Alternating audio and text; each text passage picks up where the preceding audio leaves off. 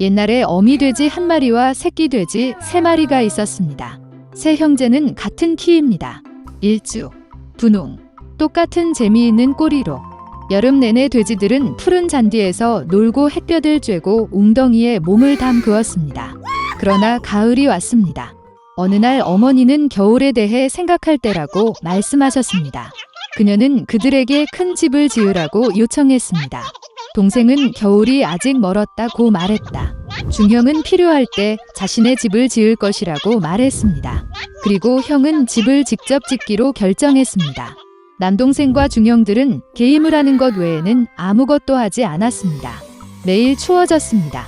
남동생은 지프로 집을 짓기로 결정했습니다. 동생은 겨울에 초가집이 매우 추울 것이라고 생각했습니다. 그는 나뭇가지와 나뭇가지로 집을 짓기로 결정했습니다. 저녁이 되자 그들의 집은 준비되었습니다. 그들은 자신을 매우 자랑스러워했고 건물을 충분히 얻지 못했습니다. 이제 그들은 자유롭고 그들이 원하는 것은 무엇이든 할 수 있었습니다. 그들은 형에게 가서 그가 자신을 위해 어떤 집을 지었는지 보기로 결정했습니다. 형은 건물을 짓느라 바빴다. 그는 돌을 바르고 찰흙을 반죽하고 천천히 안정적이고 튼튼한 집을 지었습니다. 동생들은 직장에서 형을 찾았습니다. 그들은 그가 어떤 요새를 짓고 있는지에 매우 놀랐습니다. 형은 침착하게 계속 일했습니다. 남동생과 중형들은 그의 집을 농담하고 웃기 시작했습니다. 그들은 너무 즐거워서 삐걱거리는 소리가 단디 넘어 멀리 울려 퍼졌습니다. 형은 늑대가 소리를 들을 수 있기 때문에 조용히 해달라고 요청했습니다. 남동생과 중형은 더욱 즐거워했습니다. 그들은 형이 겁쟁이라고 결정했습니다. 그리고 용감한 두 형제는 산책하러 갔습니다. 도중에 그들은 노래하고 춤을 추고 숲에 들어갔을 때 너무 큰 소리를 내며 소나무 아래에서 자고 있던 늑대를 깨웠습니다. 불만족스럽고 굶주린 늑대는 2마리의 멍청한 돼지가 비명을 지르는 곳으로 갔다. 형제들은 즐겁게 걸으며 늑대를 얼마나 쉽게 다룰 수 있는지 이야기했습니다. 그리고 갑자기 그들은 진짜 살아있는 늑대를 보았습니다. 그는 큰 나무 뒤에 서 있었습니다. 그는 매우 사악한 눈과 커다란 이빨을 가졌습니다. 형제들은 무서워서 야른 꼬리가 가늘고 가늘게 떨렸습니다. 늑대는 점프할 준비를 했습니다. 그는 이빨을 꺾고 오른쪽 눈을 깜빡였습니다. 새끼 돼지들은 갑자기 정신을 차리고 숲을 비명을 지르며 달아났다. 그들은 먼지 구름을 일으켜 각자 자신의 집으로 달려갔습니다. 남동생은 초가집으로 달려가 늑대 앞에 문을 두드렸다. 늑대는 으르렁거리며 문을 열 것을 요구했습니다. 동생은 두려움 때문에 한마디도 할 수 없었습니다. 그런 다음 늑대가 불기 시작했습니다. 가벼운 지붕은 즉시 초가집에서 날아갔습니다. 늑대는 숨을 크게 들이쉬고 2번째로 불고 초가집은 사방으로 날아갔다. 늑대는 기뻐하며 이빨을 꺾고 동생에게 덤벼들었다. 그러나 돼지는 능숙하게 피하고 달렸다. 그는 중동생의 집으로 달려갔습니다. 형제들은 스스로를 가두어 놓고 실망스럽게 서로를 바라보았습니다. 늑대는 화를 내고 불기 시작했습니다. 집이 약간 비스듬하다. 늑대는 2번째, 3번째, 4번째로 불었습니다. 하지만 그 집은 여전히 서 있었습니다. 늑대는 숨을 크게 들이쉬고 5번째로 불었다. 집이 흔들리고 무너졌습니다. 폐허 한가운데서 한동안 문 하나만 서 있었다. 공포에 질려 새끼 돼지들은 형의 집으로 달려갔습니다.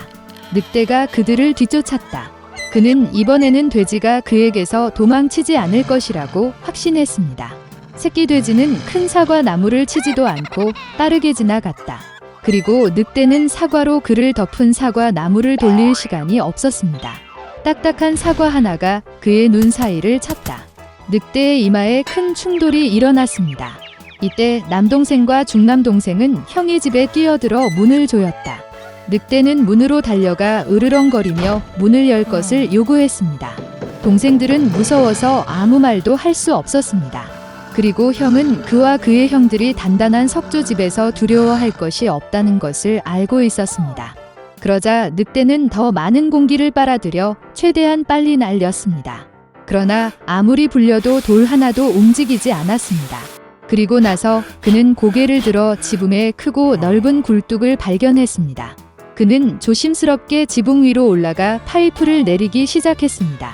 돼지들은 졸졸 소리를 들었다. 형은 즉시 무슨 일인지 짐작했습니다. 그는 재빨리 물이 끓는 가마솥으로 달려가 뚜껑을 찢었습니다. 늑대는 파이프를 따라 내려가 가마솥으로 곧장 떨어졌습니다. 그의 눈은 이마까지 넓어졌다. 불에 타버린 늑대는 거친 포효와 함께 날아가 숲으로 달려갔다. 그리고 3마리의 작은 돼지는 그를 돌보았고 사악한 강도에게 교훈을 아주 교묘하게 가르친 것에 기뻐했습니다. 그때부터 형제와 어머니는 한 지붕 아래에서 함께 살기 시작했습니다. 옛날 옛적에 오래된 염소가 있었습니다. 그녀에게는 7명의 자녀가 있었습니다. 어머니 아이들을 사랑할 수 있을 만큼 그녀는 그들을 사랑했습니다. 그녀는 숲으로 가서 점심으로 허브와 가지를 가져오려고 했습니다. 그녀는 모든 아이들을 불러 사악한 늑대를 두려워하라고 경고했습니다. 그는 종종 척하지만 그의 무례한 목소리와 검은 발로 즉시 그를 알아볼 수 있습니다.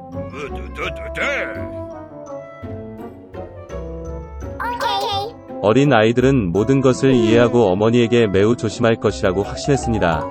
늙은 염소는 침착하게 출발했습니다. 시간이 거의 지났습니다. 갑자기 누군가가 문을 두드렸고 아이들이 즉시 문을 열어야 한다고 무례한 목소리로 외쳤다. 그러나 거친 목소리의 아이들은 그것이 늑대라는 것을 깨달았습니다.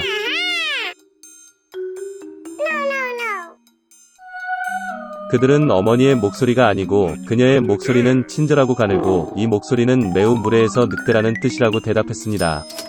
그런 다음 늑대는 상인에게 가서 큰 분필을 샀습니다. 그는 그것을 먹었고 그의 목소리는 가늘어졌습니다. 그는 돌아와서 문을 두드렸고 얇은 목소리로 아이들에게 문을 열도록 요청했습니다.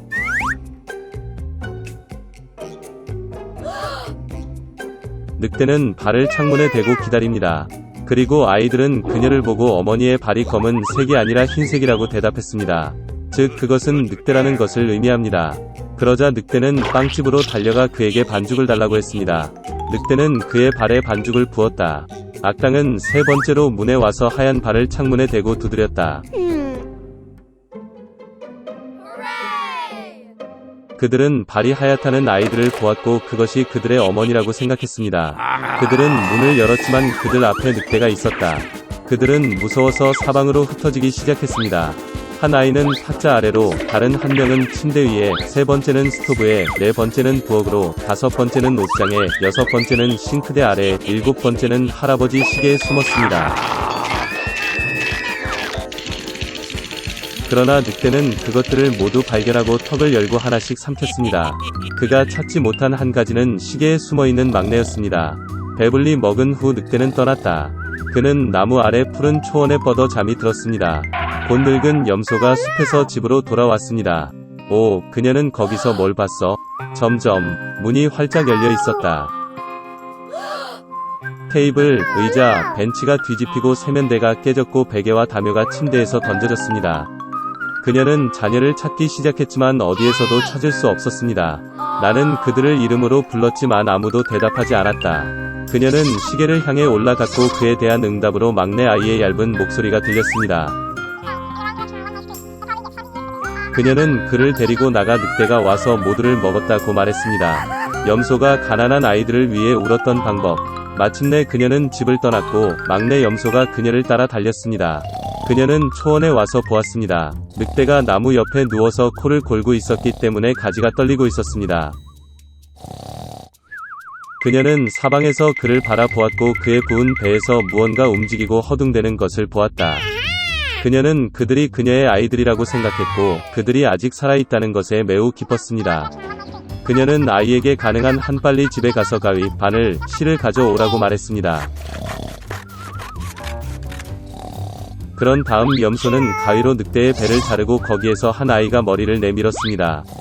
그리고 나머지 6명은 뛰쳐나왔고 그들에게 나쁜 일은 없었습니다. 정말 기뻤습니다. 그들은 어머니를 안고 점프하고 춤을 추기 시작했습니다. 그러자 늙은 염소는 늑대가 자고 있는 동안 교훈을 주는 것이 좋을 것이라고 말했습니다. 그들은 돌을 뽑아 늑대의 뱃속에 넣었습니다. 늙은 염소가 배를 꿰매었지만 아무것도 눈치채지 못했고 움직이지도 않았습니다.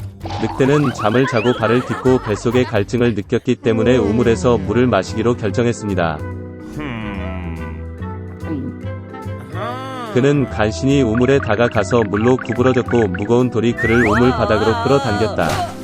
7명의 아이들이 이것을 보고 어머니와 함께 기뻐 춤을 추기 시작했습니다.